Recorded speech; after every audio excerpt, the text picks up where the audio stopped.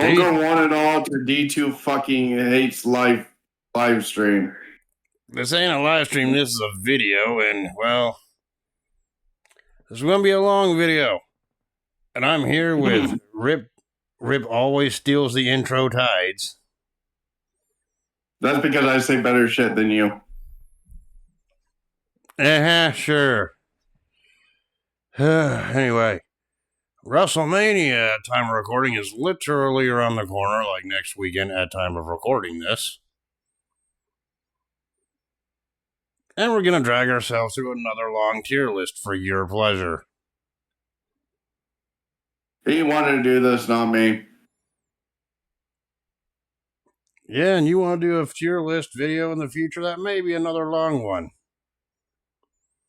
But for this specific tier list, we are tier list ranking every single WrestleMania main event and World Championship match.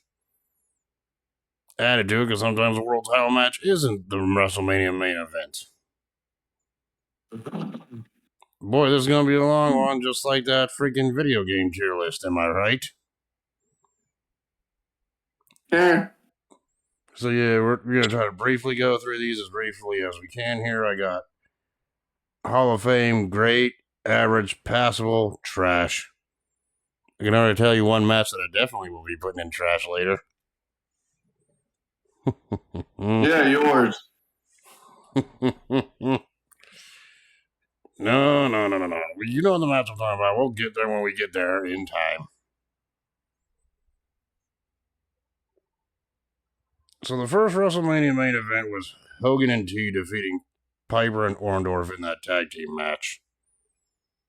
It was the first ever WrestleMania main event. One that put WrestleMania on the map, really. But it's interesting that the first main event wasn't for the championship. Instead, it was a tag match, only one of two tag matches, the main event of WrestleMania. Honestly, I'm teetering on average for that one because it felt like an average tag match for the time. Passable. You say passable? Give your reasons. Just passable. Yeah. I think the first couple will just be passable, maybe. Then we go on to that steel cage with Hogan and Bundy from WrestleMania 2. Not as memorable as the first WrestleMania main event. I guess average.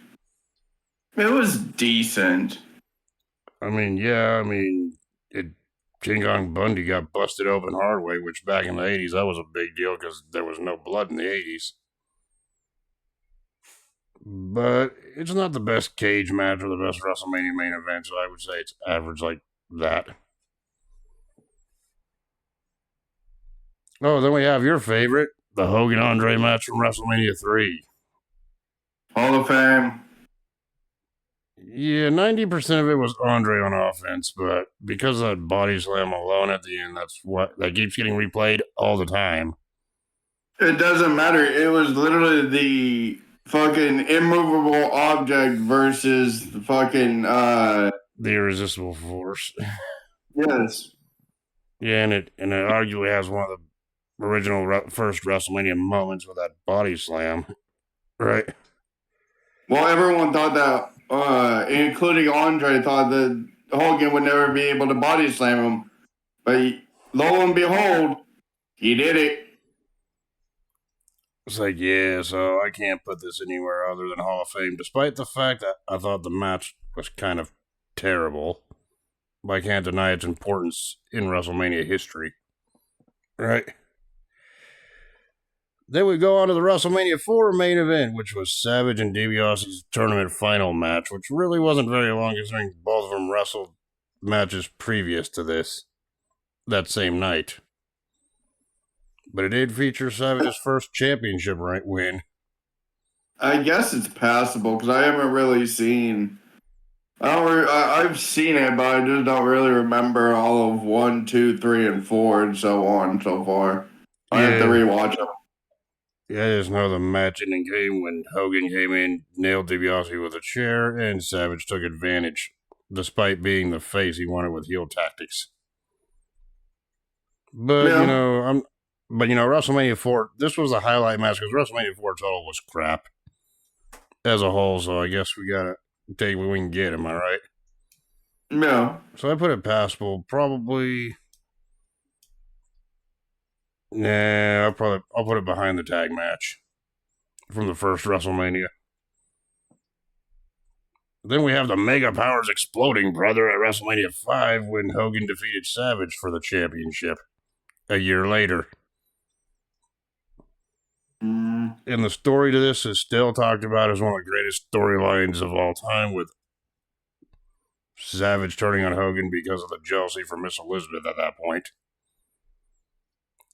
Yes, great. And it's an underrated gym. I wouldn't call it the best WrestleMania, but it's not the worst main event either. There'll be worse main events, trust me. So this one... You don't start with me today. But because, it's been a while since I've seen it, but I remember it being a decent main event. So I guess we can go great. Not exactly Hall of Fame here, but great. Right? Yeah. And then we go on to the Ultimate Challenge with Ultimate Warrior defeating Hogan in that title unification match for the WWE and Intercontinental Championships. That one deserves Hall of Fame because of that. It was a great match. Possibly one of freaking Ultimate Warrior's rare great matches, along with Hogan's rare great matches as well. It was also where Hogan was kind of passing the torch to the Ultimate Warrior. Which, let's face it, didn't really go long term, but I can understand their reasoning putting Warrior over here. Vince McMahon at the time wanted to find his next Hulk Hogan in the 90s. Yes. It just quite didn't work out, but the match was still good for what it was. It was two big fan favorites that... Put it like this. Hogan and Warrior at the time was like, say, Rock and Austin like 10 years later. Or Reigns and Rhodes now. The fans were split on who they wanted to see win. You know what I'm saying? Yeah.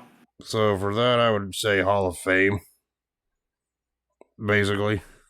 Like you. Yep. I would put it behind... I would just put it behind the Hogan-Andre match, because that clip... I'd say it before the Andre, but the Andre the Giant and Hulk Hogan is more talked about, so...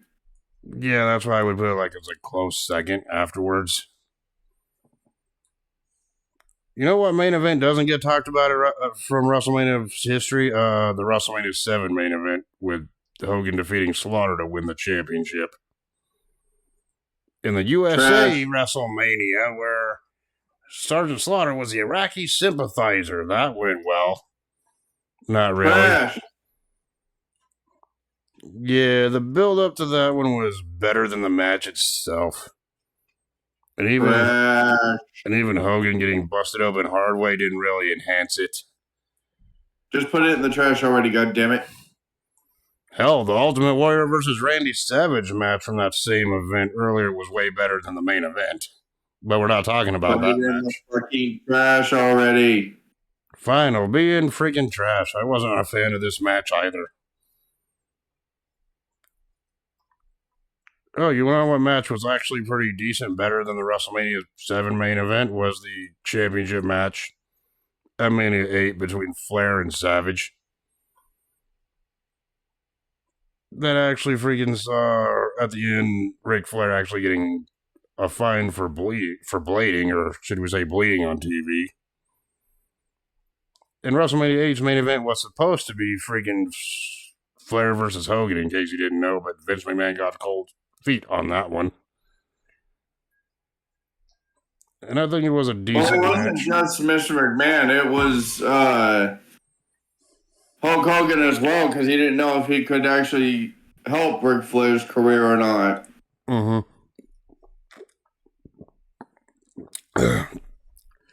Granted, Flair and Hogan would go on to actually face each other in the main event of pay-per-view in WCW, but not here during their first run in WWE. So I would actually put the freaking Savage Flair match as a hidden gem under great, honestly. Because certainly it's a lot better than that WrestleMania 8 main event, which we're going to be talking about in a minute. I wouldn't say average, but average to great, so maybe on top of average. All right. Yeah, I'll put that right there. Oh, we got Hogan versus Sid from WrestleMania's 8, the actual main event to that show. The only WrestleMania main event to end in a DQ. Enough said about that, because that goes in trash.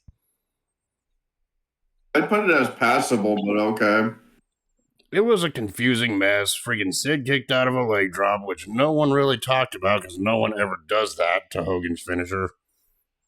The manager, Harvey Wippleman, the manager, got involved. DQ was thrown out there. Papa Shango actually freaking was late for his interference spot. And of course, the Ultimate Warrior came out just to send the fans home happy. You don't end a WrestleMania main event on a DQ. What? That's because Papa Shango was drunk. That and they literally had to tell him that he missed his spot. That or maybe he was in the back pondering, maybe in the future I can work as a freaking godfather. Probably. I don't know. I think this, you say passable, I think trash. If it's passable, then I'll put this at the end of passable, but I honestly think it belongs in trash. What do you think? I'd say passable, but fine, we'll say passable only because of the Hogan Warrior freaking stuff at the main event, at the end of it, but the stipulation, the way it ended itself was garbage to me. Right? Yeah, that's why I said it was passable. It was a decent match. It just didn't really live up to the hype of what was going on. Yes. And then we have WrestleMania 9's. We have two WWE title matches from WrestleMania 9, believe it or not, to talk about. So the first one being Bret Hart versus Yokozuna, or should we say, the one where Yokozuna won the title. Honestly, I think that one was passable or average. Yes, Yokozuna did win after a screwy finish when Bret Hart got the salt thrown in his eyes from Mr. Fuji at the very end. Well, that's how Yokozuna won a lot of his matches, was because of the salt. But I would say it's like passable compared to what would happen later on. I'd say average, I guess. Average to Hall of Fame. Yeah, I'll say average. I think it's better than that cage, though, but it's average. Because the freaking this is what led them both to become fucking megastars. Oh, and did you know what happened after Yokozuna won the title? Hulk Hogan came out, cashed in that doesn't work for me, brother card. Yeah. And Mr. Fuji challenged him to a match, and 22 seconds later, Hogan won the championship from Yokozuna. Yep. That's going on top of trash. I don't fucking care. That was a waste of everyone's time. And that was just Hogan putting his damn ego in front of business. Well, Hogan's rematch, but it was also him just fucking not wanting to wait until the next night like they wanted to, but... You know what's funny here? We only have two WrestleMania main events that are trash, and both of them involve Hulk Hogan right now. Coincidence? I think not. So now we go on to WrestleMania 10, and there was two WWE Championship matches at WrestleMania 10. Considering the 1994, we had the two Royal Rumble winners with Luger and Bret Hart. The first one was Luger taking on Yokozuna in the first WWE title match of that night, which Yokozuna won when Mr. Perfect disqualified Luger for attacking the officials. total waste of everyone's time. Yeah. And it wasn't really a good match either way because it was just mostly a match full of rest holds. I mean, I like a good chin lock once in a while, but even that was dragging for me. Trash. Yeah. I mean, no offense to Lex Luger, he's going to be put in the Hall of Fame this year, but I would say it's trash. Trash possible because that was not his best match. Yeah, I'd say it was. Yeah, I would say it's like passable, but it's not like nothing I would go back and look and watch again. You know what I'm saying? And then we have the main event of WrestleMania 10, which was Bret Hart actually defeating Yokozuna this time to win the WWE Championship. Something that, in a result that everyone thought should have happened the year prior. And Bret Hart actually was the face of the new generation era, and this started this whole rivalry with Owen Hart for the title that's in the summer of '94. Yeah. I mean, Roddy Piper was a guest referee. Was it the best Yokozuna and Bret Hart match? No. Was it better than the year prior? Yes. So for that reason alone, oh yeah, and then you had all the superstars in the back celebrating with Bret Hart at the end. Except for his brother. Except for Owen Hart, who just looked jealous. Who had that jealous look of jealousy while standing on the rampway. Right? So honestly, I think the Bret Hart Yokozuna part two on here probably be on average, probably better than the first encounter. Yeah. So yeah, I'll put it right there, right in front of the first encounter. I still think the WrestleMania 8 title match with Flair and Savage was better. Right? Mm. Then we go on to what many feel is the WWE Championship match Shawn Michaels should have won, and that was when he faced Diesel at WrestleMania 11 for the championship and lost. And WrestleMania 11 was not a very good show, but that match was one that stole the show that night. And it was arguably one of Kevin Nash's best matches at that time. All because of Shawn Michaels' work making him look good. Right? Hall of Fame. You would give it a Hall of Fame. I would give it a great, to be honest. Even though I think the wrong person won that match, you can't go back in time and change it, but they did rectify it. They did correct it the following year, but we'll talk about that here in a second minute. That doesn't matter. Kevin Nash retained his title, though. Yeah. So I think I would possibly... I'll compensate. I'll just put it in above the Hogan and Savage match for great. Because at least, Nash and Shawn Michaels carried Nash to one of his best matches, and they're real-life friends backstage anyway, and there's so many interviews. It was and more talking about like Kevin Nash was actually carrying Shawn Michaels, but it was still a good. It was the best match on a weak WrestleMania card. That's all I'm saying, right? Yeah. And honestly, I think that match should have main evented WrestleMania 11, but you know why it didn't? Because we had the NFL player against Lawrence Taylor against Bam Bam Bigelow in the main event, where Bam Bam carried LT to a victory. Yeah. Honestly, I don't think this was very good. I mean, nothing really came of it long term. Yeah, they turned Bam Bam Bigelow face because he was a heel going into it, but besides that, nothing really long term happened, and Bam Bam Bigelow's WWE career went to obscurity. Bam Bam Bigelow did become a main eventer in ECW, though, so I guess it wasn't a very big loss. Right? Yeah. So I'm leaning towards either trash or passable, like the end of passable. I'd put it in passable. So about right there is where we put it.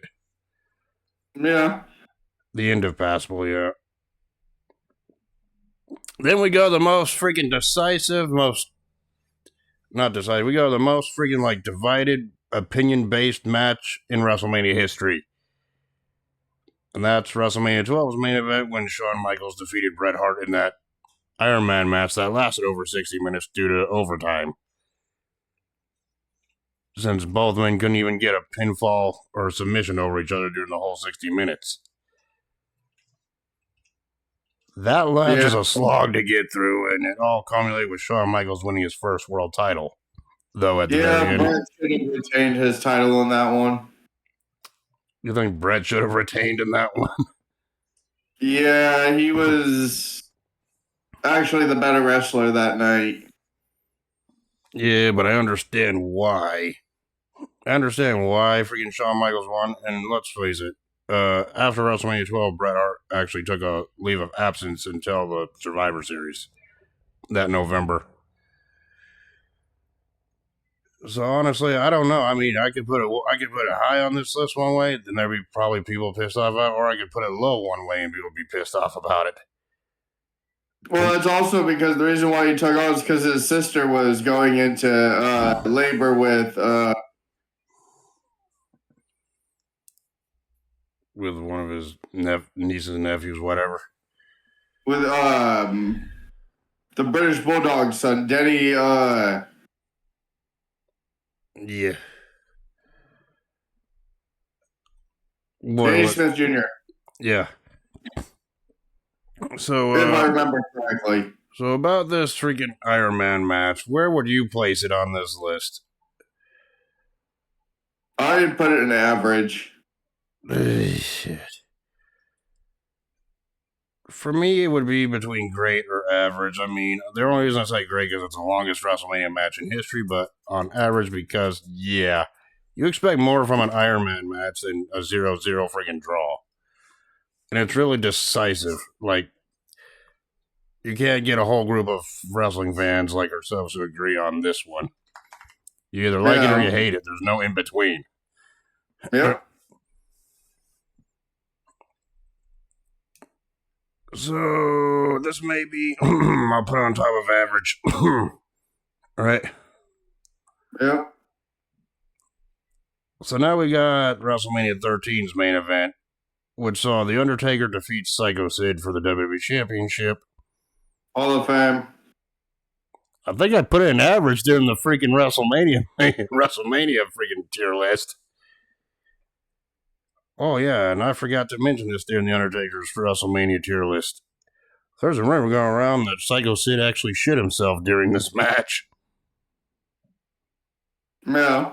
I'm pretty sure you heard those rumors and videos talking about this match as well. Fine, you put it average, I'll put it as great.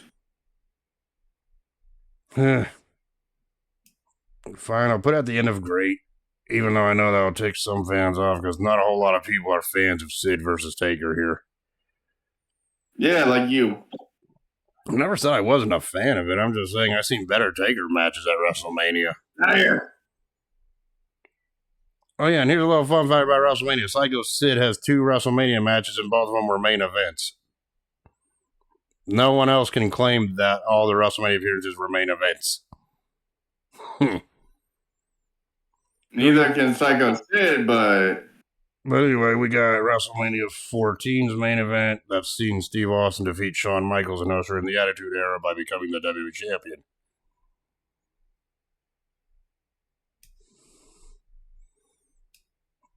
Next. That's how I put it on top. You don't even debate it. Yeah, no, it would go into great. It wasn't really Hall of Fame status. I'll put on top of great. That's better. I'll put on top of great. It could have been better if it wasn't for Shawn Michaels' back injury, though. Yes. Because I think Shawn Michaels would have been able to give a better performance had his back not been busted to where he needed surgery. Yes. But it was still a great match despite the limitations that Michaels had.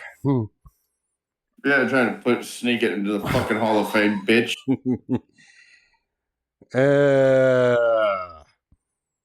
Okay, whatever. But I'm probably gonna do that again for one of these matches, and you ain't gonna be saying shit about it because you'd probably be like, We got The Rock and Steve Austin's first meeting at WrestleMania for the championship at WrestleMania 15, where Austin once again won the title from The Rock. Right?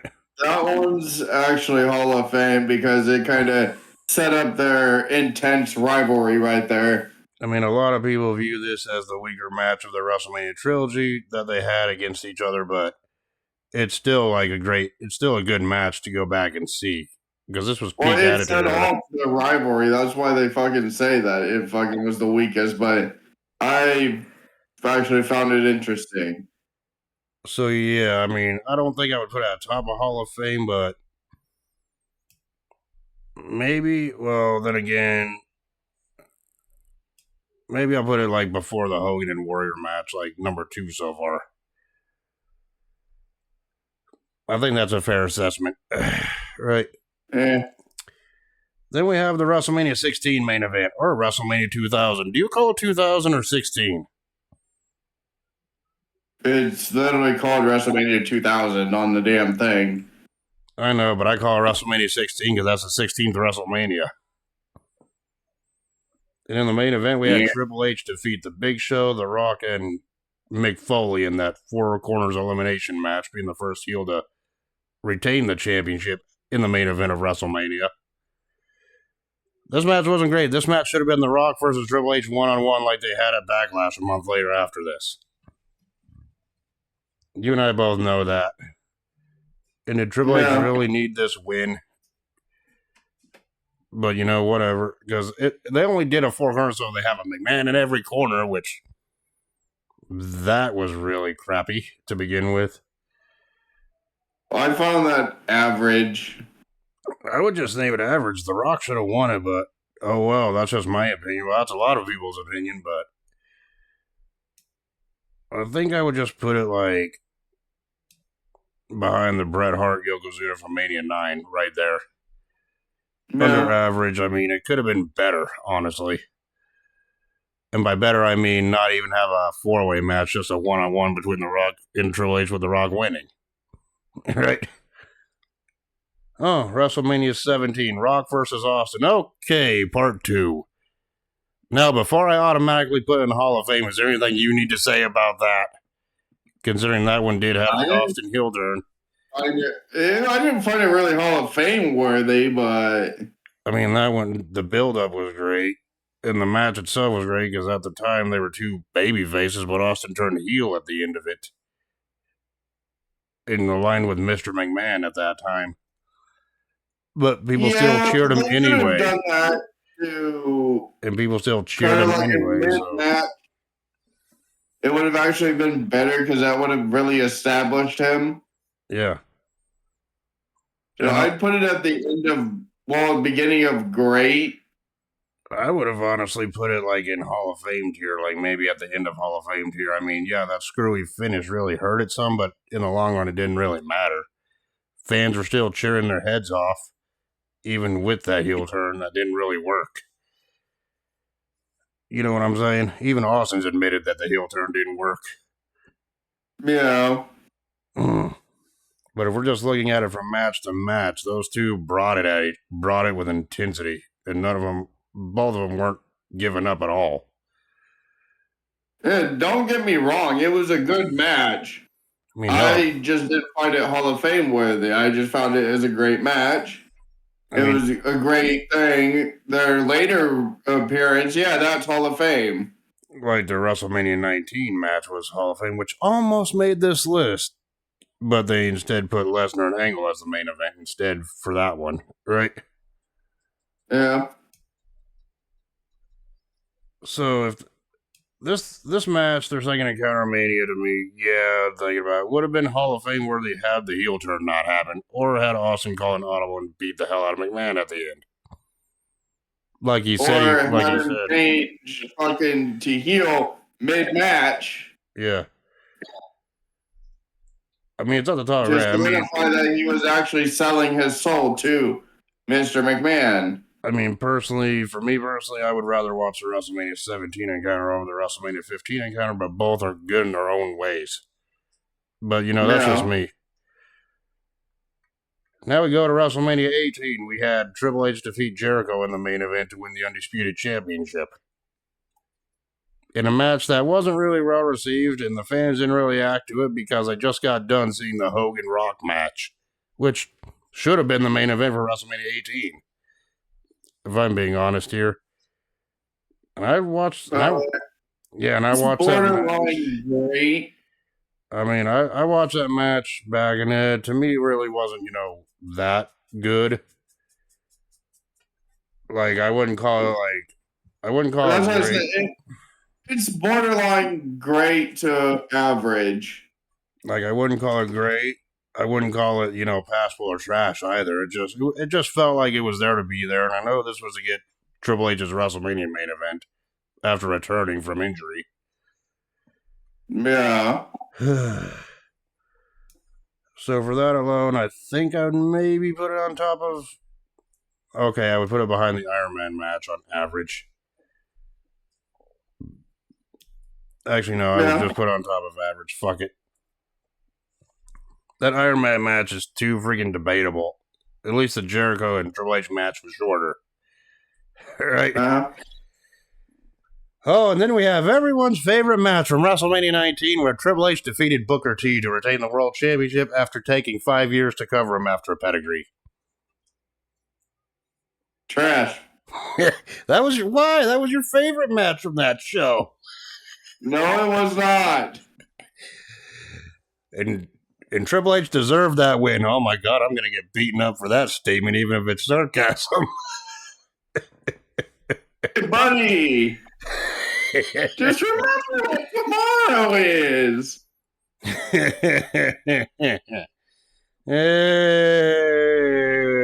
I wasn't a fan of the ending of this one.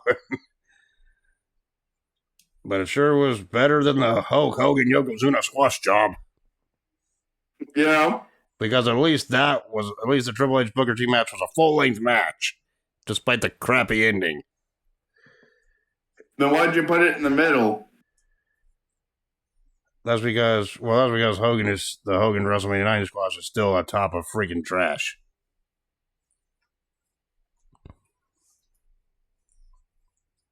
But was the WrestleMania 7 encounter better? I don't know.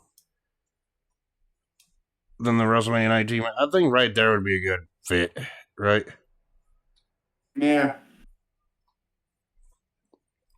Yeah, and then from WrestleMania 19, the main event, we had Brock Lesnar defeat Kurt Angle, where Brock Lesnar almost broke his own dang neck with that freaking shooting 5-star press. And it was a great back and forth match. That was a dangerous match right there. What? That was a dangerous match. That was the first and last time we ever saw fucking Brock Lesnar try to do the shooting star press.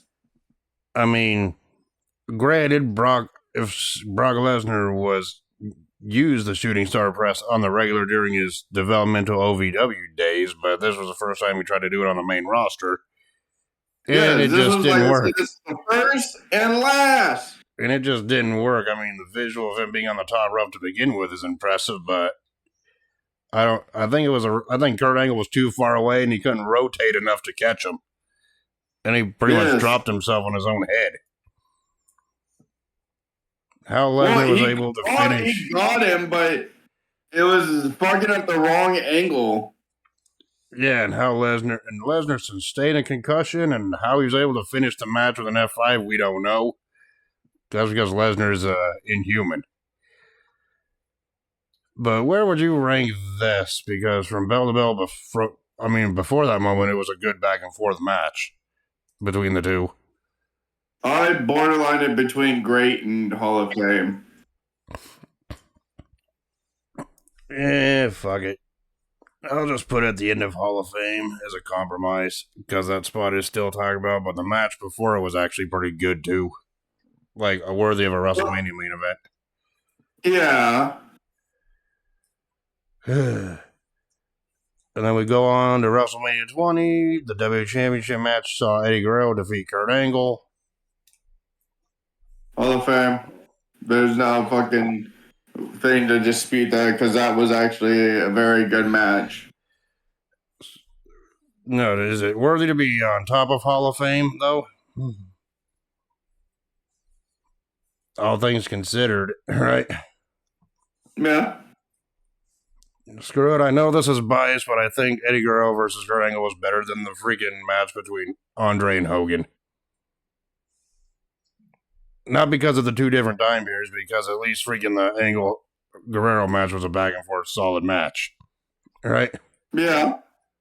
And the ending was created with Guerrero taking his boot off in the middle of a third Angle log and rolling Angle up for the win.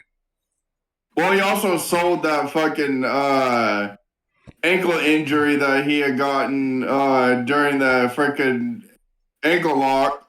Yeah. Unlike you in 2K. Shut up. And then we go on to the actual main event from WrestleMania 20, which saw he who should not be mentioned defeat Triple H and Shawn Michaels in that triple threat match to win that world title.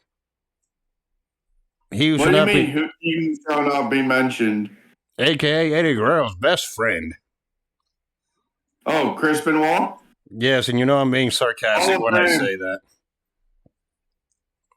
Yeah, and just like I discussed the last time, Hall of Fame worthy. I hate to say it, but I think it was better than the WWE title match on that same card. All right. But if I could, both were like equal to me. Yeah. And if you can look past the whole Benoit and enjoy yourself with a great triple threat, that one would be it. Well, right. Like I said, I don't give a shit what his in-ring prowess was Hall of Fame worthy.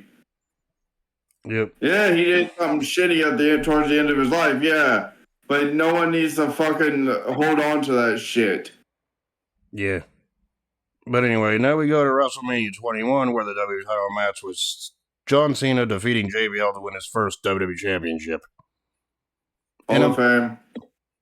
Your reasoning for the Hall of Fame one, because I didn't really think that was... I mean, it wasn't a terrible match, but it wasn't a Hall of Fame worthy match.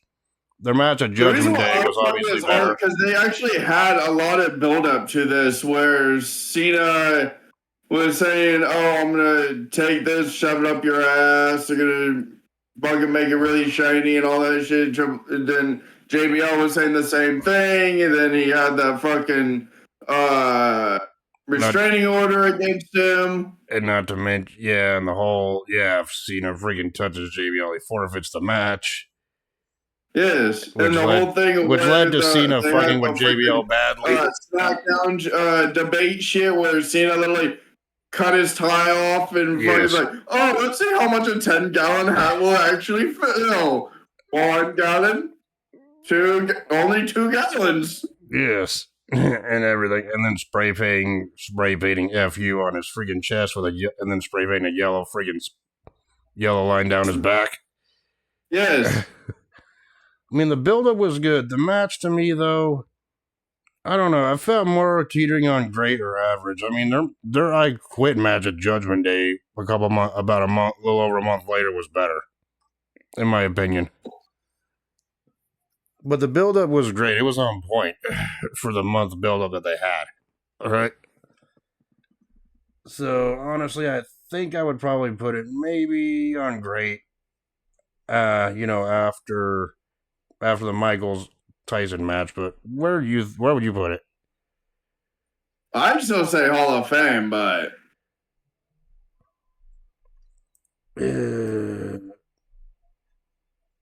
I'll compromise. I'm compromised only because this is what Cena's main event coming up here. I'll just put it at the end of Hall of Fame to make every Cena fan happy.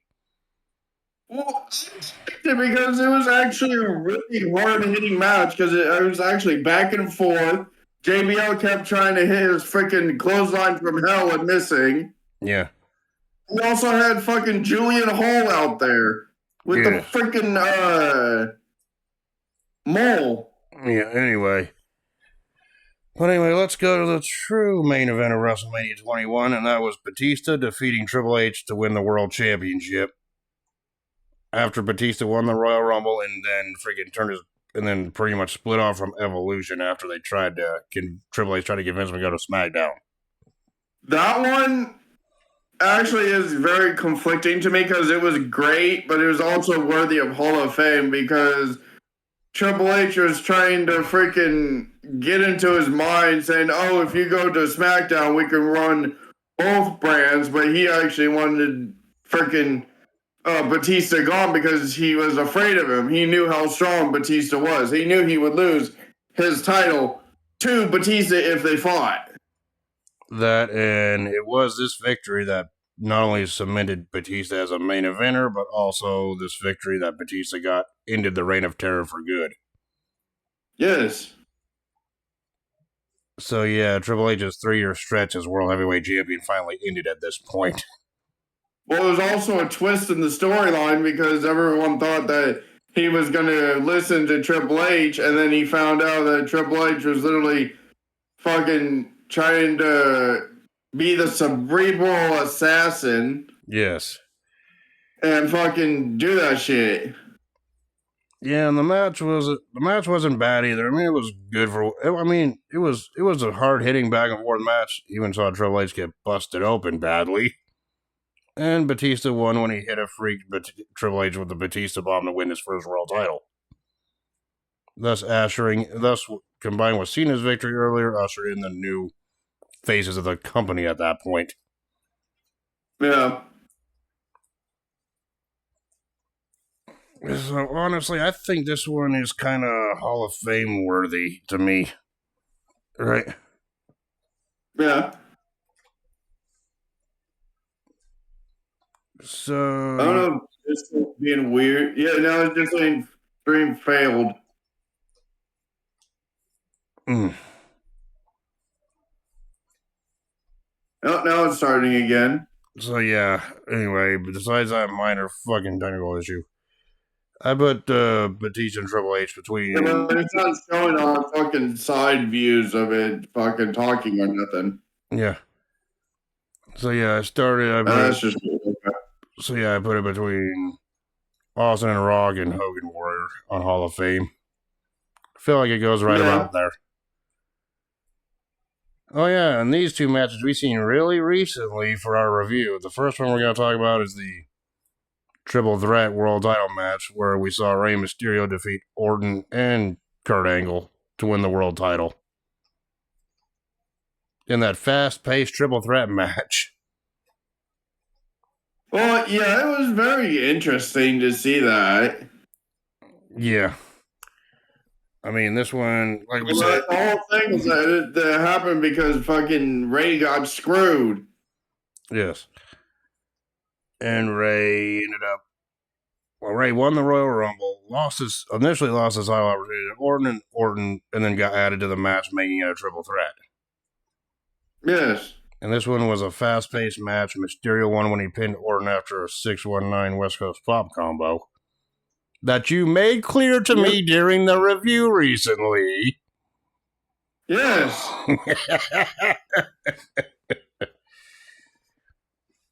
But honestly, I think the actual main event was better than this one. But this one was a freaking like fast-paced triple threat match. They freaking got like everything in like 9 to 10 minutes. Yeah. So honestly, because of that, I think I would probably put it like right about there, above the Taker Sid match. Oh, under great. Yeah. Well, I don't know why this fucking thing is pausing for some reason. Yeah, technical difficulties. Gotta love them. I mean, my end is going just fine. I don't know why you're having issues. But anyway, we go to WrestleMania 22's main event, which saw John Cena defeat Triple H by submission to retain the WWE Championship. Another match that we just seen recently for the review. Honestly, my thoughts on this one really feels like it was teetering on great or average. It wasn't the best Cena match, and it wasn't the best Triple H match. But, they had a story to tell. They told that story, and Cena ended up winning. Your thoughts on it? Man. So again, I would just probably put it up on great, above the triple threat that we just talked about. Right? Fucking being weird. Fucking technical difficulties everywhere for some reason. Yeah. Technical difficulties. But anyway, I'm just gonna talk about these matches while you're trying to deal with that. WrestleMania 23, we had the world title match between Undertaker and Batista. We all know we reviewed that one too. Hall of Fame. Those two stole the freaking show that night. And of course, Well, the rivalry was built up to the whole damn show being stolen. If fucking Batista's like, oh, I can fucking do this. Oh, I'm gonna beat the streak, and then he's like, nope. Next thing you know, he's like, nope, I don't want that smoke. Yeah, that was. So yeah. Anyway, we go and I would agree it's Hall of Fame, but where in the placement? I would put it. Yeah, I would arguably put it between the Benoit triple threat and the Guerrero title defense as number 2. Yeah. I think that's fair. Right. Yeah. And then we got John Cena versus Shawn Michaels, and where John Cena defeated Michaels to retain the championship in the main event of WrestleMania 23. A match that I thought was freaking like great, was worthy of a WrestleMania main event. I seriously still believe Shawn Michaels should have won that one to have at least one nostalgia reign. No, I believe that the rightful champion won. But either way, it was a good back and forth. Would you call that one Hall of Fame worthy? Because I know I would. Between great and Hall of Fame, so honestly, it's teetering, but I'd say Hall of Fame. Everyone else would have a different opinion, but Me, I would say it's Hall of Fame worthy. Probably better. Maybe not as good as story telling wise like Batista and Triple H, but better than the Warrior Hogan match. yeah. And then we go to the WWE title match at WrestleMania 24, which is an event we also freaking saw, which was Randy Orton defeating Triple H and John Cena to retain the championship.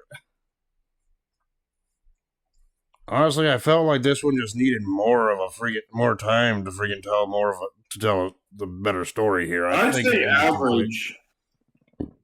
I feel like it ended too dang quickly and abruptly, honestly. Yeah, well, fucking Triple H literally pedigreed John Cena, and then freaking Randy Orton kicked them both in the damn head. Yeah. When he was aiming for Triple H. So honestly, on average, I think freaking I think I'll put it there on average above the Flair and Savage match, but below that Iron Man match. Yeah.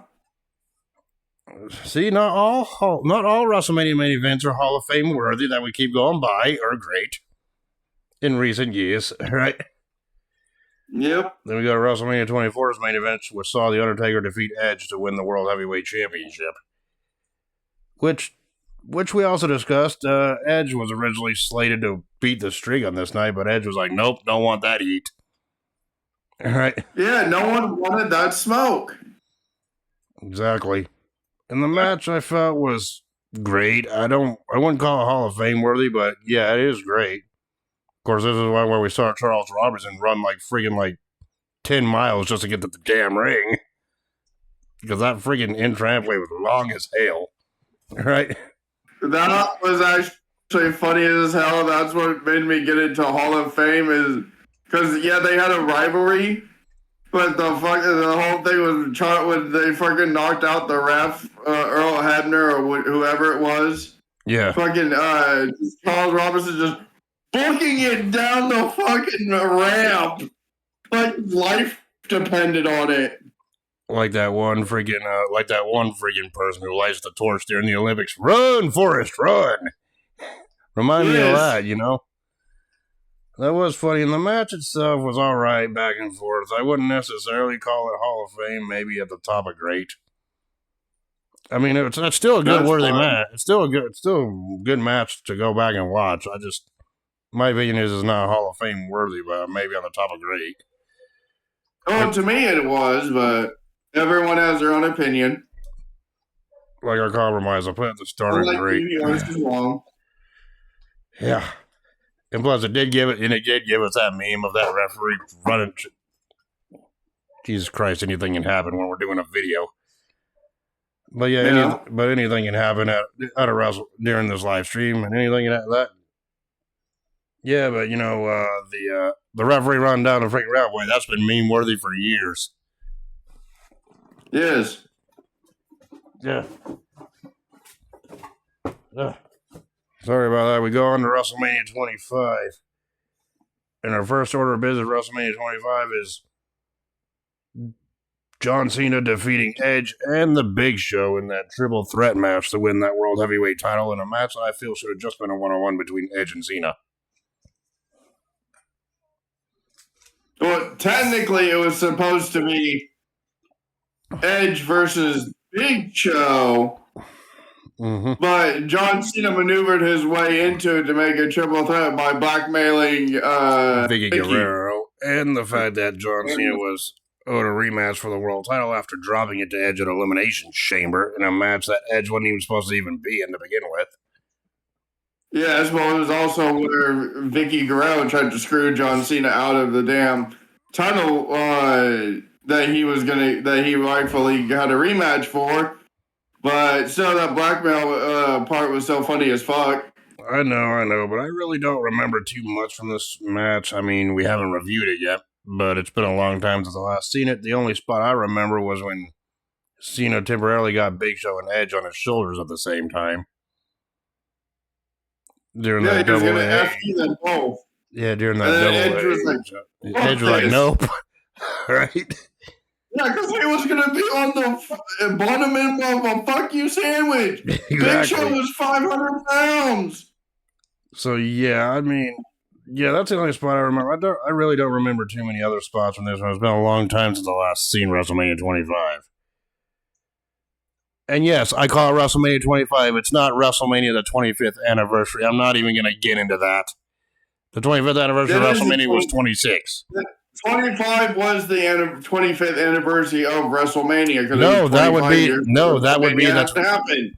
WrestleMania 26 was the 25th anniversary. You don't have an anniversary on your wedding day. So technically, the first anniversary of WrestleMania was WrestleMania 2.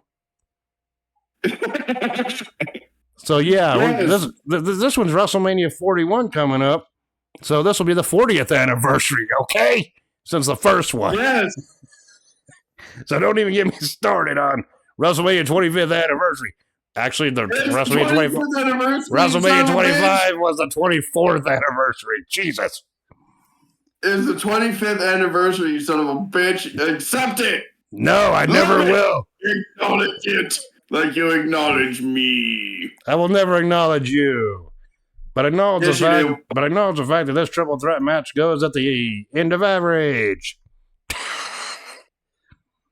No. Okay, maybe it's not the end of average worthy, but I know it's average worthy.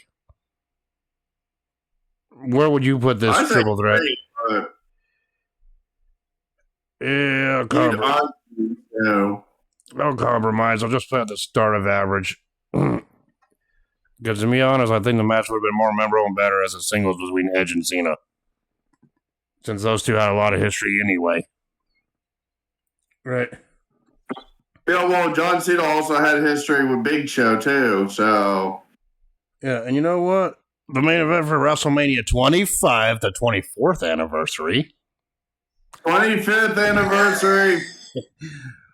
was Triple H defeating Randy Orton in that to retain the W Championship, with a stipulation being if Triple H got disqualified, Orton wins the title. Nobody wanted that. Even Orton himself said that match should have been a freaking all-out no DQ brawl. Yeah.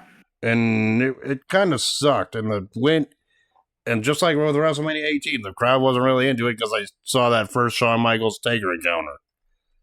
Like, literally prior to this match. Yep. And because of the stipulation handcuffed, it just didn't make the match that good. I mean, yeah, Triple H would cheat to win with the referees when the referee was knocked down using a sledgehammer, but that's the only noteworthy thing of this match that I can think of. It's average at best. To me, I think it would be like, I don't know, the start of Passable. I mean, it's not the best main event, but we've seen better out of both of them. No, but I had like some kind of crazy. Average at best, so fine. I'll put it at the end of. I'll put it at the end of average. Average match. It had funky situation that was going on with it, but yeah, I'll put it at the end of average then. I mean, it's not a WrestleMania main event that I would be willing to go back on my own time to watch. So in other words, I'd still do it. So in other words, the only time I would ever watch is if you make me review it. Well, yeah. I can only imagine. I can only imagine this. I can only imagine 33. I can only imagine this. I can only imagine if you tell me, oh, the next show you're going to review is WrestleMania's 25th anniversary, and then me being a smartass be like, so WrestleMania 26, right? Then fuck you. Right? Yes. Speaking of WrestleMania 26, that's where our next championship match is, and that's Jericho defeating Edge to retain the World Heavyweight Championship. I think Edge should have honestly defeated Jericho here, and the fact is they had Jack Swagger cash in on Jericho days later, that giving us that forgivable reign, or giving us that non-memorable reign later. Hey. And you know, this whole thing was built, this whole storyline was built with Edge winning the Rumble and looking to get revenge on Jericho, but for trash talking him in the year prior, but they gave the heel the win. It really didn't make any sense to me. And it really wasn't that good of a match to me, in my opinion. Well, they were both heels. I know Edge was kind of a tweener because he was kind of came back as a face, but then started reverting back to his heel persona, leading into this one. And of course, it wouldn't be long until it wouldn't be. It wasn't all that memorable to be Hall of Fame. And Edge would actually revert back to his heel persona shortly after WrestleMania 26 anyway. Yes. Honestly, I would say, I really hate using freaking goddamn average as a freaking scapegoat, but I think it's kind of on the average point here. I'd say at the end of great.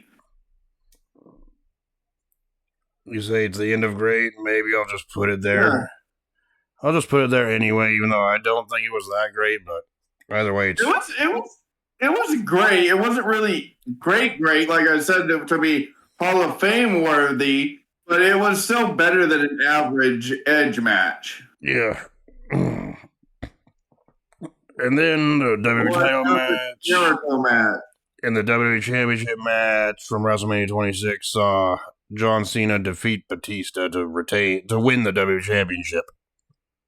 After Batista this cashed was when in, everyone was calling him Batista. And this only came about after Batista cashed in his I do favors for McMahon money in the contract to defeat Cena following that Elimination Chamber. I kissed Mr. McMahon's ass. I kiss Mr. McMahon's ass contract, so I get championship match now after the Chamber. Recreating what Edge did to Cena from New Year's Revolution 5 years prior to this. Yes. And then Cena was looking to get the opportunity to get his championship back in a rematch. Honestly, I think their SummerSlam 2008 outing when they were both faces were better. I mean, this was Batista as a heel right before he left the company the first time. Yeah, this was when everyone kept calling him Batista. Oh, trust me, we'll have one more Batista match to talk about later on, but another Batista match.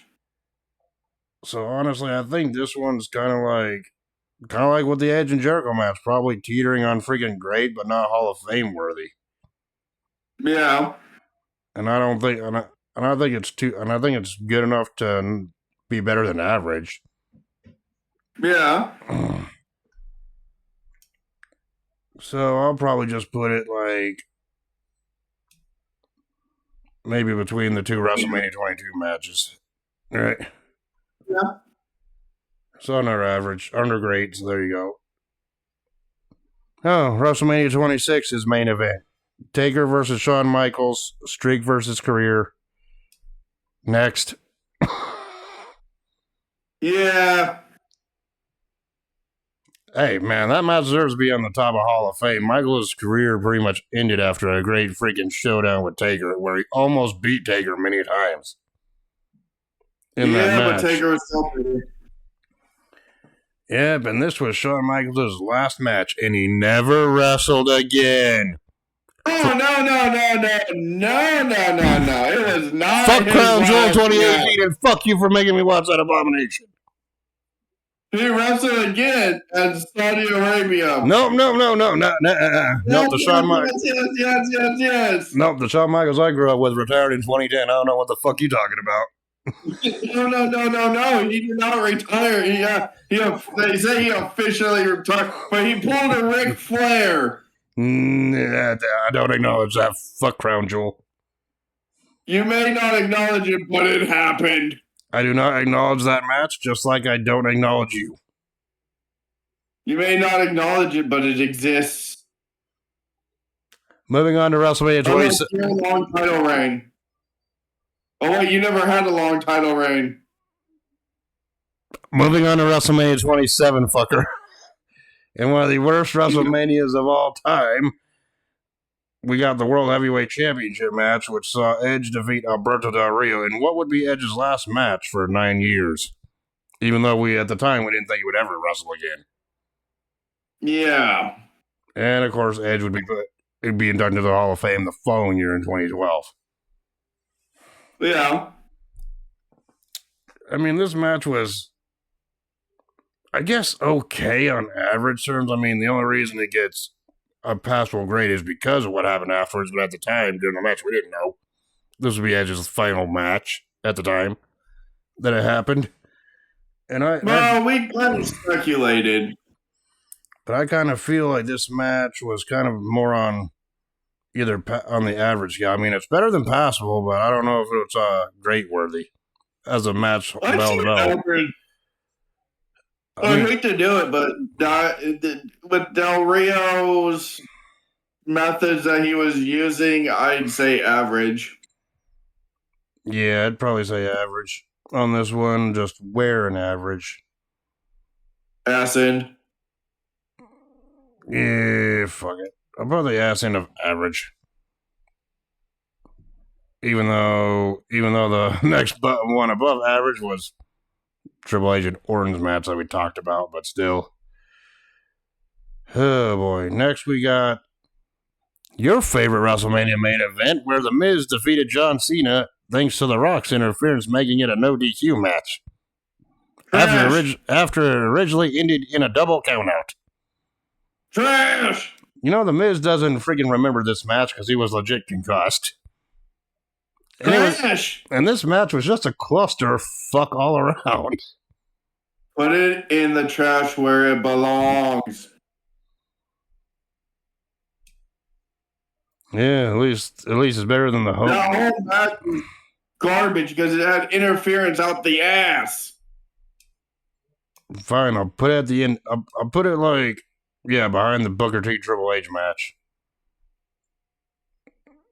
Hogan still takes time to Alex Riley fucking domed fucking Miz. Yeah. And of course, he domed her. He was fucking depressed for fucking a long time for that. Yes. Oh, god damn it. I see what the next match was that we're going to talk about. It's the WrestleMania 28 World Heavyweight Championship match. Go fuck yourself, bitch. It's staying atop of trash. The Hogan Yokozuna match was longer by a couple seconds. No. Put it in passable, bitch. I'm not. Why? Give me a reason why. Because was actually a really good match. No, They wanted it to it go longer, but they would have had to cut into the main event. No, it wasn't. They needed to do They didn't need to do the Brodus Clay segment. That's what could have made this match longer. No, you put it in passable now, bitch. You originally said before we recorded this, Hall of Fame or nothing. Fuck you. I'm not putting it in Hall of Fame. Put it in passable. Fine. Very end. The Lawrence Taylor match was better from 8011. Why? Because that was a full-length match, even though it was crap. The Sheamus defeating Daniel Bryan, that was crap. No, that was funny as hell. That was fucking 18 seconds. You knew I was going to put it in trash. Fuck you. We got CM Punk versus Chris Jericho from WrestleMania 28, which obviously was a better World Championship match than the 18-second squash fest. And you and I reviewed both of these matches. We reviewed that event as a whole. Yes. Okay, so to me, I thought the match was good. I mean, yeah, it told the story that it needed to tell, and of course, the storyline going into it with Jericho making fun of Punk's family for being addicts and alcoholics, though. Oof. I say great, I guess. I say it was better than, well, for me, where would I really rank this under great?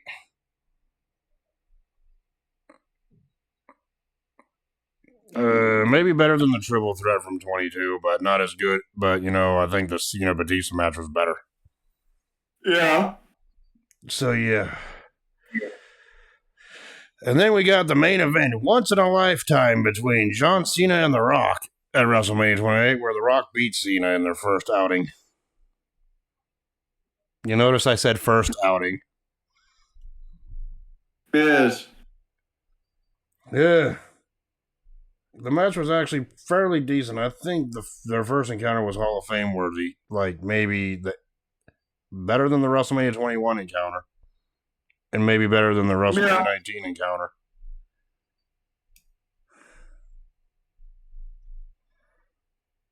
I just don't know where I would actually put it up here.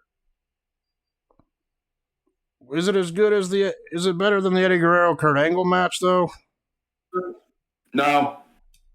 I think it's better than the Andre Hogan one, though. Yeah. So there you go. Now we got the World Heavyweight Championship match from WrestleMania 29.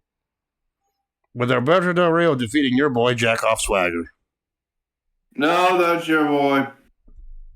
Honestly, I really didn't like this one. Yes, I know freaking Jack Swagger had a custom entrance at WrestleMania 29 involving a, what was it, a freaking military Jeep or whatever he came in on, but they scrapped that. They didn't even show it. He was We the People, Jack Swagger. Yes. Honestly, I didn't think that match was very good, and I seen it live. I was just like, well, this match kind of sucks. And yes, Del Rio got the win, and no one really asked for it, but they didn't really ask for Swagger to win either. Yeah. So I don't know. Where would you put this? Between passable and trash, where would you put this? Because I know that's where it's going to end up in one of those tiers. Trash. And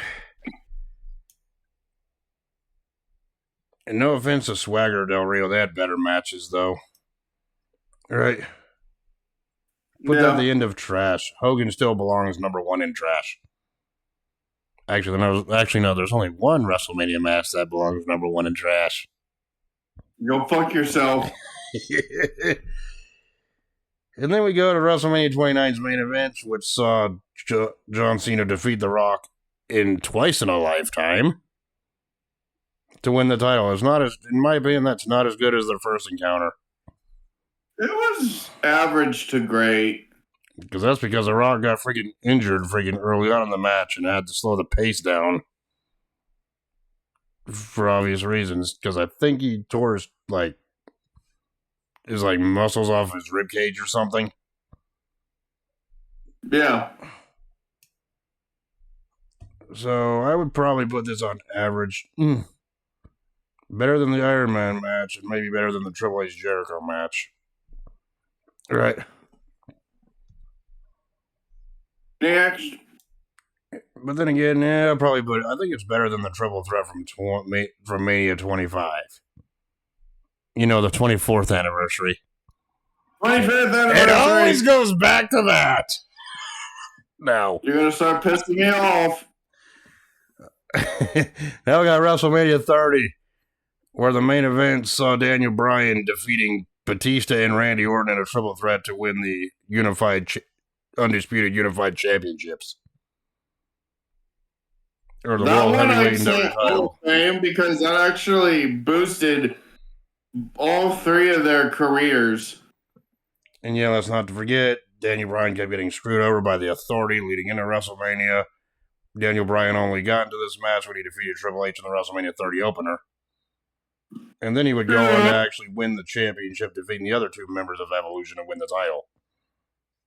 In a feel-good the only member of Evolution that's still wrestling is Randy Orton. Yeah, figured that one out. Right? So where would I put this? Personally, I would put this under Hall of Fame. Well, it boosted all three of their careers fucking astronomically. And I know a lot of people like to compare the WrestleMania 30 Triple H triple threat match to the WrestleMania 20 triple threat in similar order fashion. Is it better than The Rock versus Cena from 28? I don't know. What's your call on that? No, I'd say after that. So before the Hogan Andre match. Yes. All right. And then we have WrestleMania 31, where the original main event was Roman Reigns taking on Brock Lesnar for the championship, part 1 of 59 million. Yes. And those two had to do decent scrap, but the match ended when Seth Rollins cashed in his Money in the Bank contract and stole the title by pinning Reigns. Deemed the heist of the century. The only reason I'm not counting these as two separate freaking matches is because Seth Rollins cashed in while the match was in progress, not after the bell was over. Right? Yep. So with Rollins winning, I say that's a moment in and of itself because Seth Rollins became the first person to cash in at WrestleMania, something we wouldn't see for another 9 years. Yeah.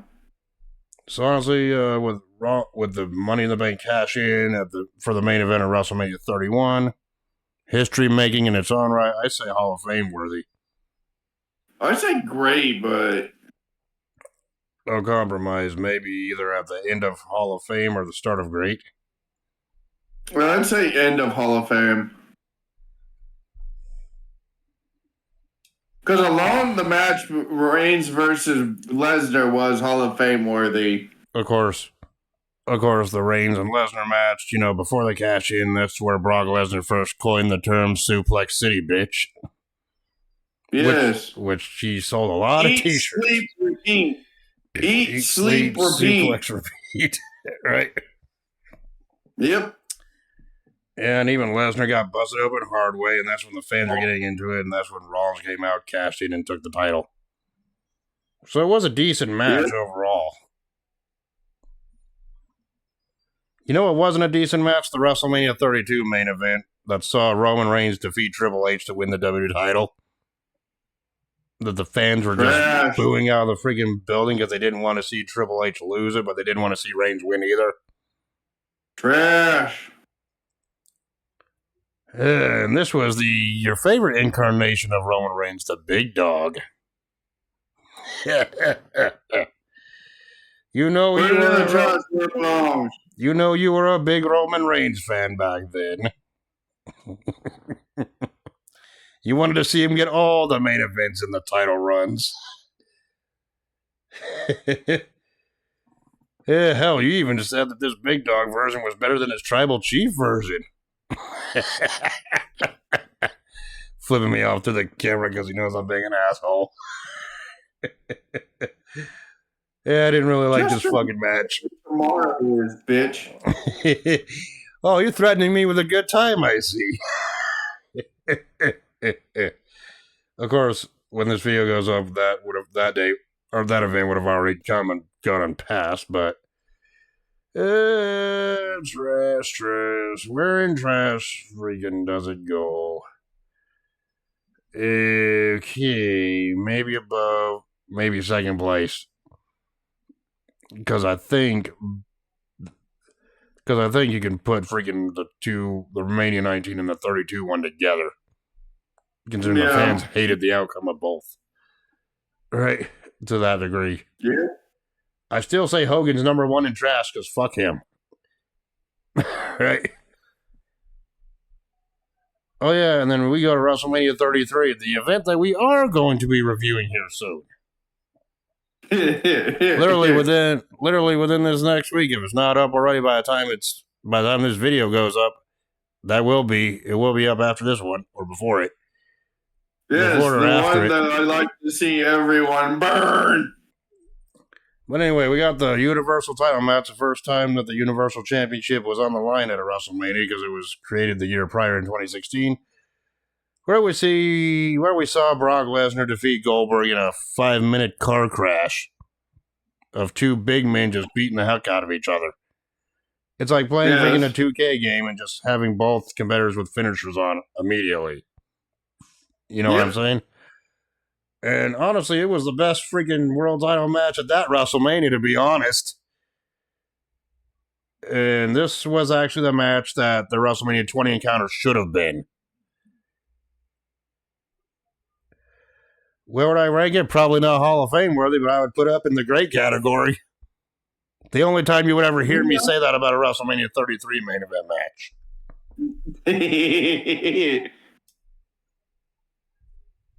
So this 5-minute car wreck, It's like, I'll probably put it above.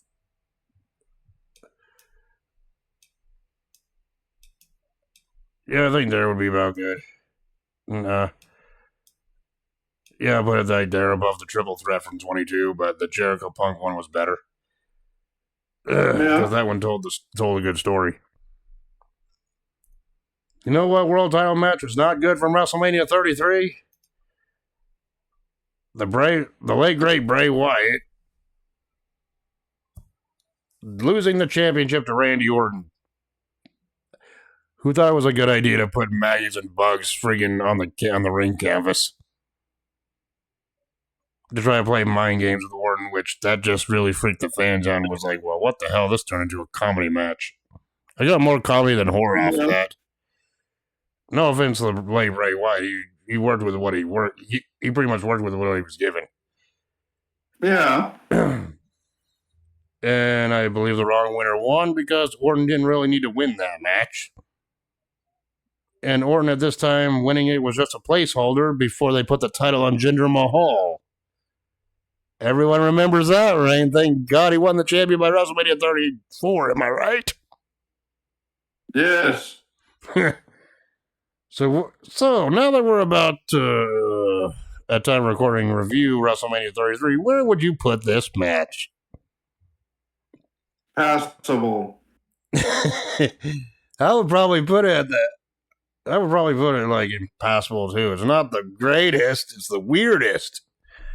Right? Yes. Certainly better than that 18-second squash, though. Hell, anything, even the trash category is better than an 18-second squash. Yeah, I heard my fucking WrestleManias, bitch. I amuse myself way too much with this sometimes. Oh yeah, we got the main event WrestleMania 33 when we seen your favorite version of Roman Reigns, the Big Dog, defeat the Undertaker. Trash. In a match that even Mark Calloway said was crap. It was wrong. The wrong person won. That should not have fucking happened. Even Mark Calloway looks back at that and said that match sucks. That was bullshit. Put it in trash. Oh, what? Really? I thought you wanted that one in Hall of Fame. We all know how much that's your favorite match. No, that's your favorite match. Now put it in the fucking trash where it belongs. You even said it was your favorite match during the Undertaker's freaking WrestleMania tier list we did months ago. And yeah, I know, I'm just fucking with it. I know you said the same thing for that tier list too. Trash. It needs to be destroyed.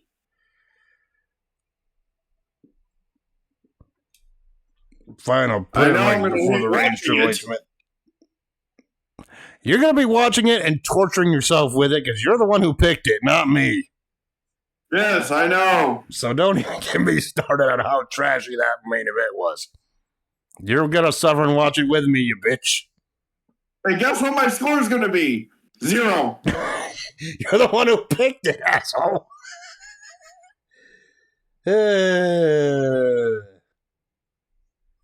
Oh, yeah, by the way, at time of recording, you can go on WWE Vault on YouTube right now and watch WrestleMania 9, your favorite event. Oh, God. I don't know why I decided to bring that up, but it's just funny because I seen it advertised right before I came up here to do this recording session. All right. Then we have a match that could have been better, and that was the WrestleMania 34 WWE title match between AJ Styles and Shinsuke Nakamura. Which at the end of it, after AJ Styles won the match, fair and square, Nakamura then developed the ball smashing fetish by turning heel in the process. I say average. Yeah, their match that they had in Japan a couple years prior was better than the WrestleMania outing. Right? Yep. I'd say it was average, probably better than the Bret Hart matches, though. But not as good as the Flair versus Savage match. Right. No. Oh, yeah, and then we go on to your favorite WrestleMania main event from 34, and that's Brock Lesnar defeating Roman Reigns in match number 5,670. The one that had freaking Roman Reigns get busted open hard way and lose. In a match that, even after the bell rang, Brock Lesnar went back there and took the Universal Championship and just threw it in Vince's lap. All pissed off. As we know. Because that match outcome, it wouldn't have mattered who won. People were going to hate it. They were going to hate Reigns winning, and they were going to hate Lesnar winning because Lesnar was a part-time challenge, and he never dropped. And, he was a champion for over a year at this point. Yeah. I really wasn't a big fan of this main event either. So where would I personally put this one? Probably underpassable if you want grotesque, friggin' bloody violence. Right? But as a match from bell to bell, it really wasn't that good, and I thought the winner they got wrong. Yes, no doubt, everyone would have hated Roman Reigns winning here, but at least the Universal title would have been on weekly TV at that point. Had Reigns won the match, but that did not happen. So where underpassable would you put it? I would say it's better. I would say it's better than the Lex Luger-Yokozuna match. Probably better than the Hogan-Sid match. But I wouldn't say it's better than that WrestleMania 4 friggin' main event tournament final. Because at least everybody wanted to see Savage win that one. Am I right? Yeah. And speaking of a Universal Championship, we go on to the following year, WrestleMania 35, where we once again saw Brock Lesnar defend the Universal Championship against Seth Rollins in the opener of WrestleMania, but he would lose that championship to Rollins after beating him down around ringside for like 5 minutes straight. And Rollins just bowed back and nailed like 3 or 4 curve stomps to put Lesnar down. I'd say average. Yeah, I'd probably agree with you. That'd be a much better freaking result later on, but from this same show that we're going to talk about from this 37-hour WrestleMania, but right? Yeah. For as short as it was, I would have to say it's better than the Nakamura Styles match from the year prior. Right. And then we go on to the WWE Championship match from WrestleMania 35, Kofi Mania Running Wild, where your boy Kofi Kingston defeated Daniel Bryan and win the WWE Championship in a feel-good moment that the fans actually wanted to see.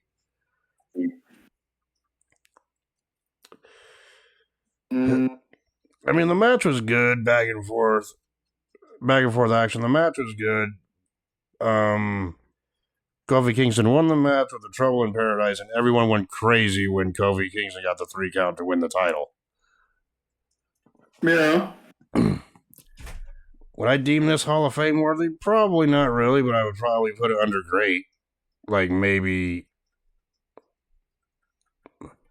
in front of the Diesel Michaels match, but not as good as the Austin Michaels match.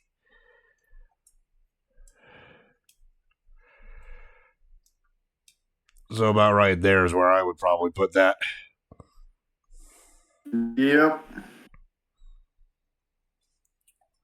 Now we go on to the first ever all-female WrestleMania main event that saw Becky Lynch defeat Ronda Rousey and your favorite Charlotte Flair to unify the Raw and SmackDown Women's Championships.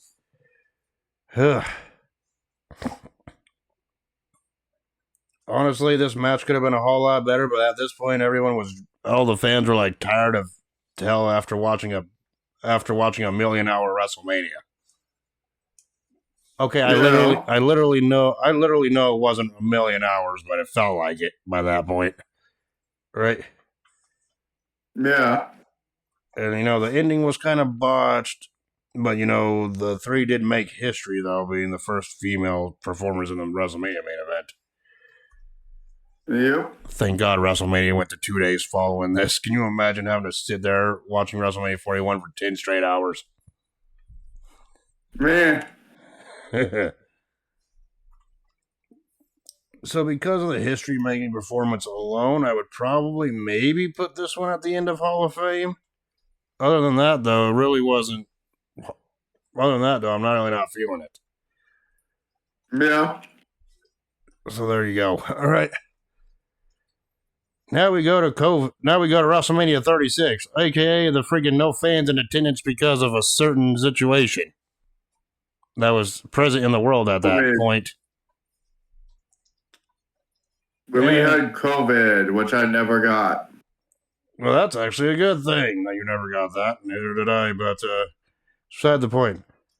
The Universal title match was originally supposed to be Roman Reigns taking on Goldberg, but instead we got Braun Strowman as the replacement because Roman left due to health-related reasons. Yep. And so we got Braun Strowman defeating Goldberg to win the Universal Championship in a spammer of the finisher matches. Didn't even go on longer than 5 minutes. It felt more like 3 minutes. I didn't really fucking like this one, but that wasn't. This match could have worked with fans cheering them on, but that's not the fun of the wrestlers. We gotta take the WrestleMania 36 matches with a grain of salt, right? Yeah. I would have said maybe at the beginning of Passable or the end of Average, right? I said the end of Average. Yeah, because it was your average spam finisher fest that Goldberg was known for having at this point. Right? Oh, and the WrestleMania main event for night 1 of WrestleMania 36. Yes, WrestleMania 36 was the first WrestleMania to have 2 main events due to the 2 nights. We saw The Undertaker. Well, because every other fucking person was tired after fucking WrestleMania 35. All the workers, everything. Yeah. So the main event for night 1 of WrestleMania 36 saw The Undertaker wrestle in his last match, defeating AJ Styles in that Boneyard cinematic match. Hall of Fame.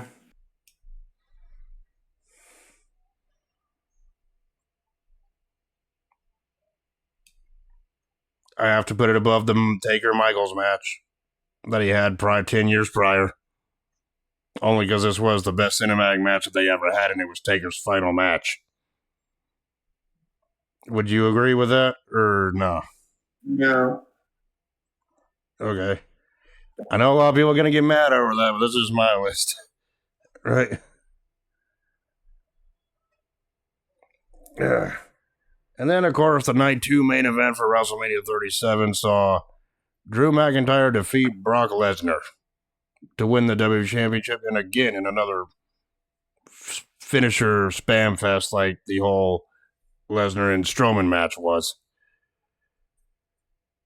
Well, I say great because it was when Drew fucking came back.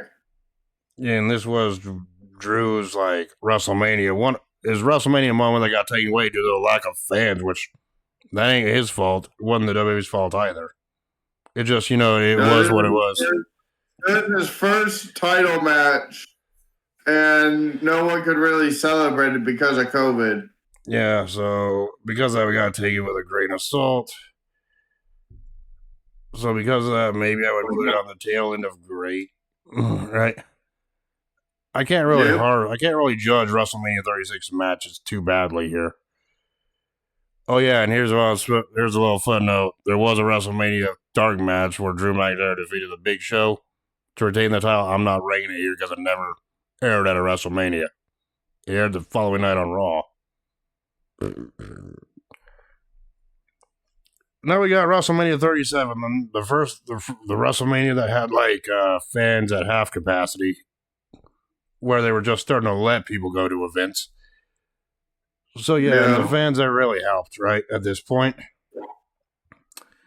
So the first match we saw Bobby Lashley defeat Drew McIntyre to retain the WWE Championship in a match that, honestly, going into it, I thought Drew McIntyre was going to win the title back at WrestleMania. Did you?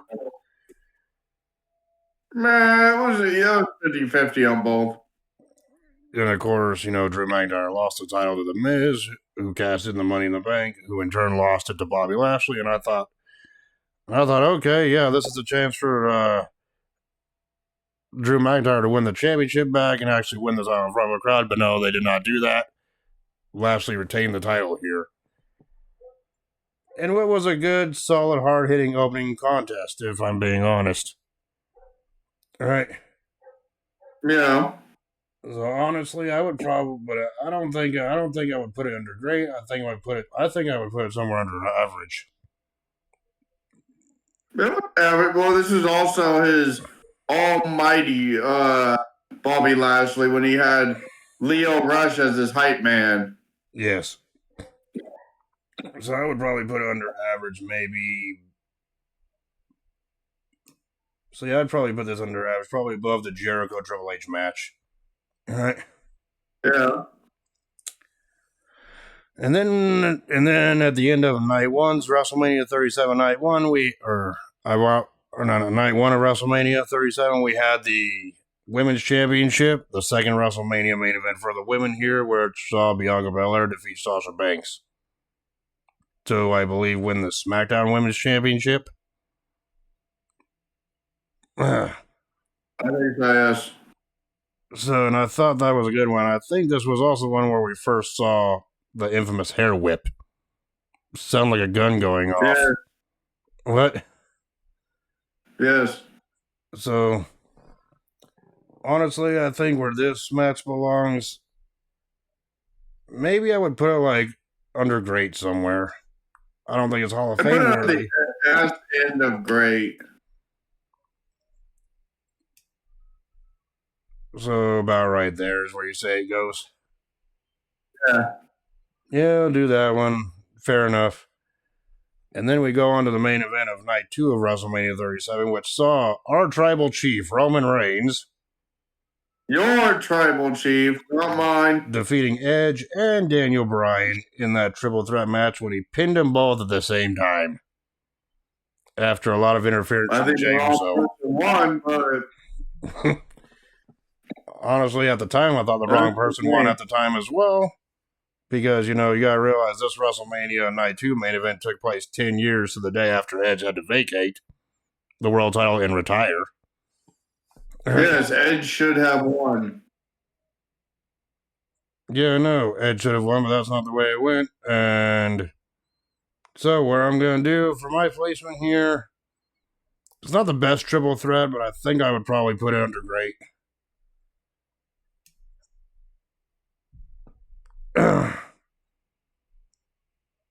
So maybe about right there between Cena and Batista and Punk and Jericho. Because it was the first time we've seen someone actually pin both opponents at once. Yes. And then we go on to WrestleMania 38 Night 1, to be more specific, or WrestleMania Saturday. Back then, I still called it WrestleMania Night 1 because I don't care. Right? The main event for WrestleMania. The main event for WrestleMania Night 1 was a KO segment between Kevin Owens and Steve Austin, which turned out to be an actual one-on-one no-holds-barred match where Steve Austin beat Kevin Owens. Yes. In Steve Austin's first match back in 19 years as a nostalgia match before going back off into retirement shortly afterwards. Yes. Which they're saying that Stone Cold may be in Cody Rhodes' corner at this WrestleMania. Yeah. Anyway, I would give the WrestleMania 38 White One main event. For nostalgia pop, I would probably put it under Hall of Fame somewhere.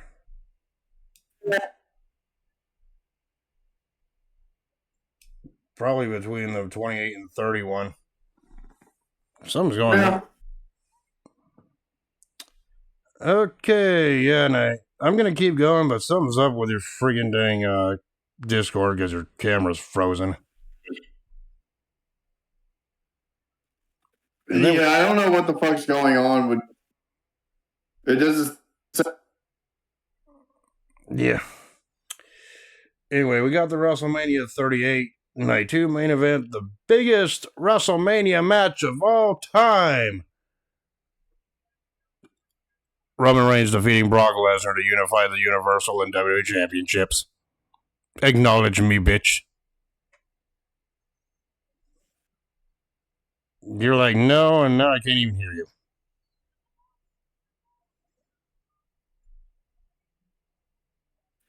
This is being fucking weird. Well, they had better matches than this. Reigns and Lesnar had better matches than this. This one was kind of slow. Not really great. And it was crap all around.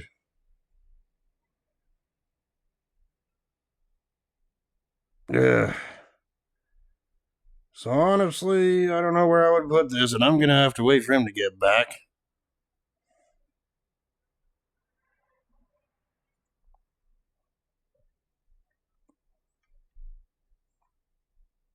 So this one I would probably put at the tail end of average, no offense. Now, moving on to WrestleMania 39, we had the night one main event was the tag team title match, unified tag title match, which saw Kevin Owens and Sami Zayn defeat the Usos to win the unified tag team championships here. I said great because it was a decent match. And this was possibly the culmination with Sami Zayn's involvement with the Bloodline the year prior. Yeah.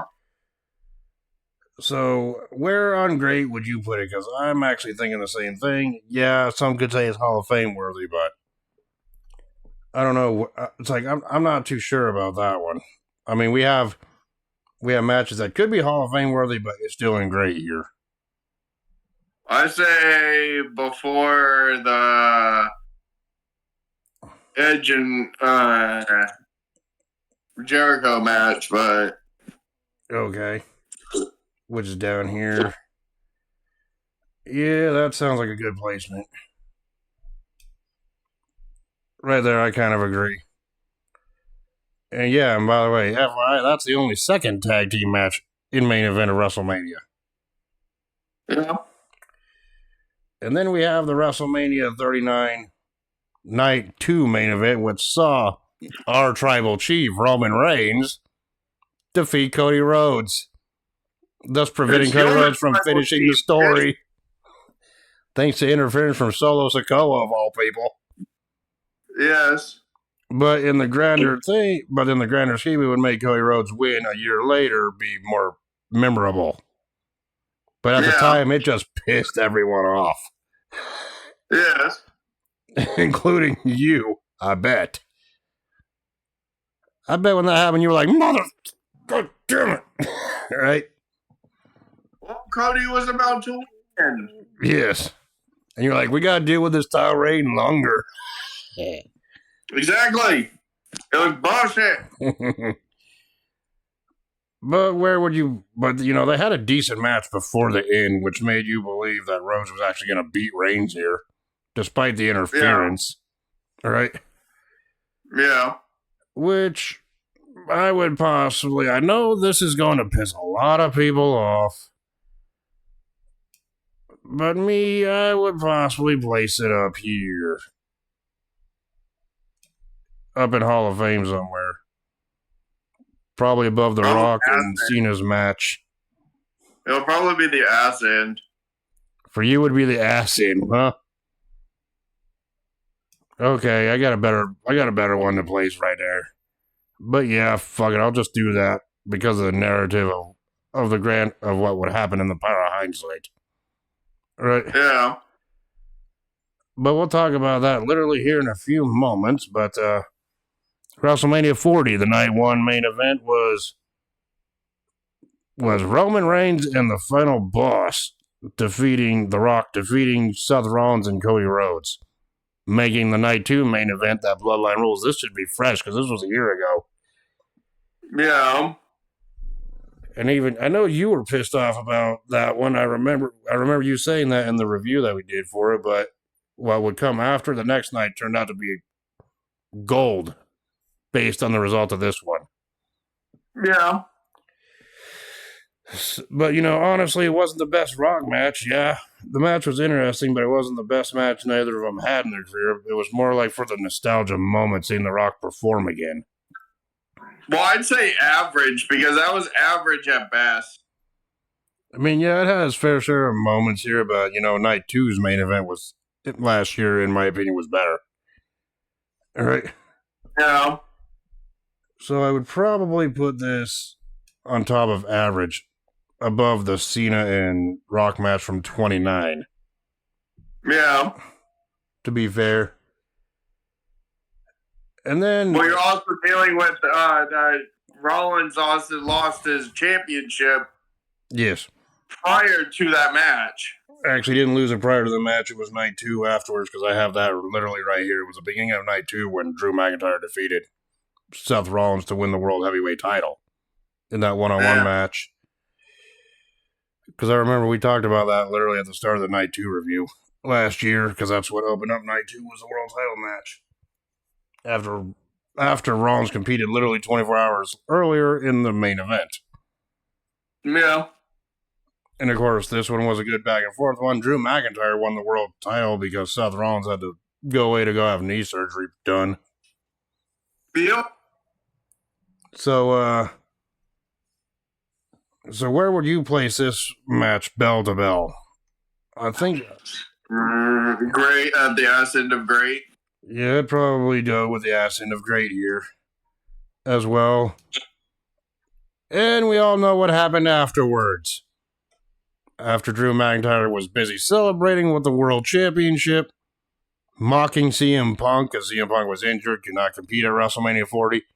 CM Punk pretty much tripped McIntyre up, beat the hell out of him, which led to Damian Priest cashing in the Money in the Bank and winning the title.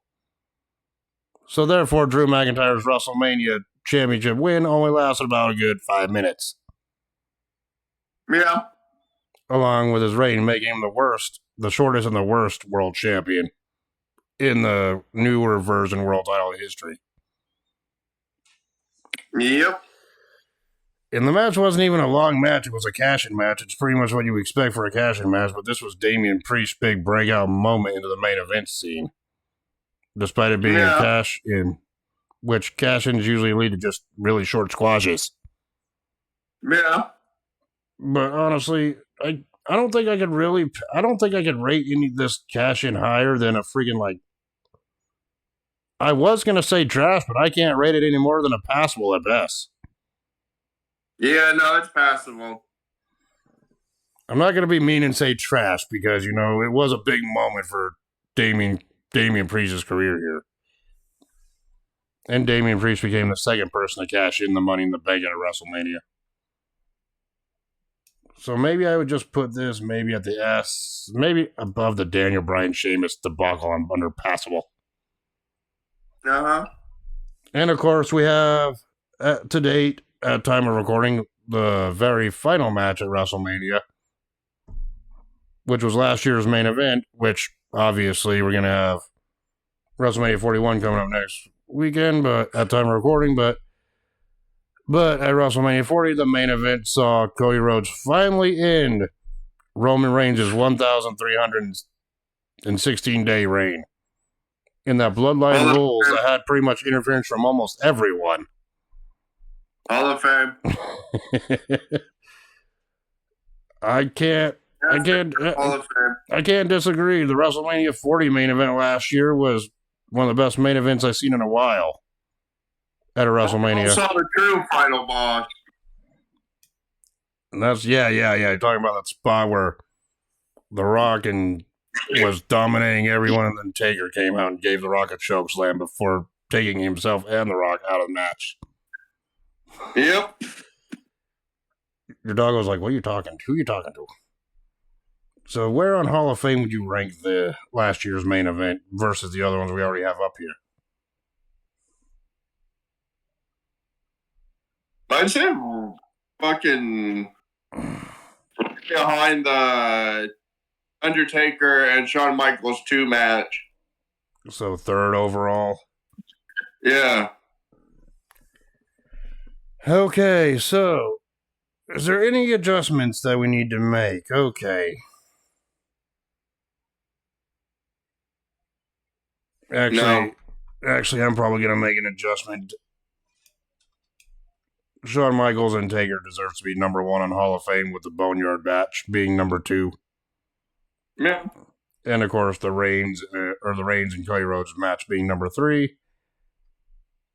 And of course, if there's one other thing I need to change, fuck you, put it back.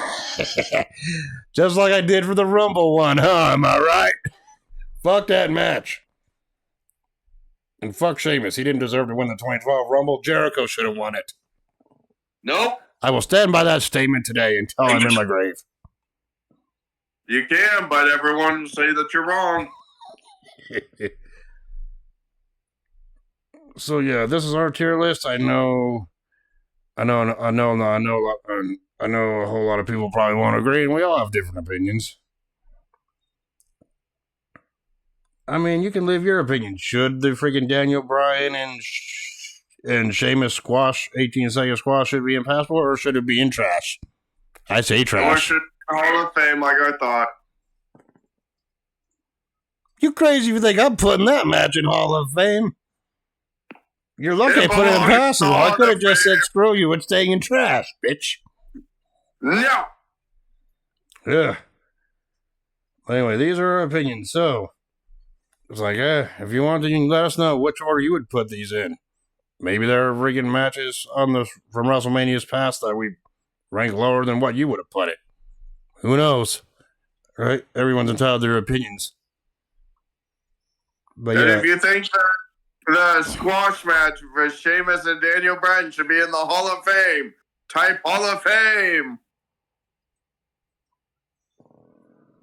If you think Daniel Bryan or Sheamus squashing Daniel Bryan in 18 seconds is Hall of Fame worthy, you need to get your brains checked like fucking Riptidz here does.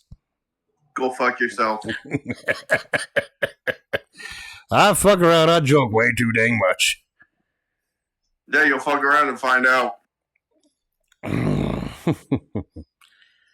Anyway, I hope you enjoyed this long-ass tier list video. And yeah, I don't know when we're going to be putting up another one, but who knows? Maybe our next tier list video will be about the Money in the Bank winners. something that I've been wanting to do for a while. So, yep. Just keep an eye out when that happens, and well, I guess we'll see you for more reviews. We'll talk to you from about when we come back for reviews and other videos and all that good stuff. So, yeah, that being said, we will talk to y'all later. Peace. Deuces.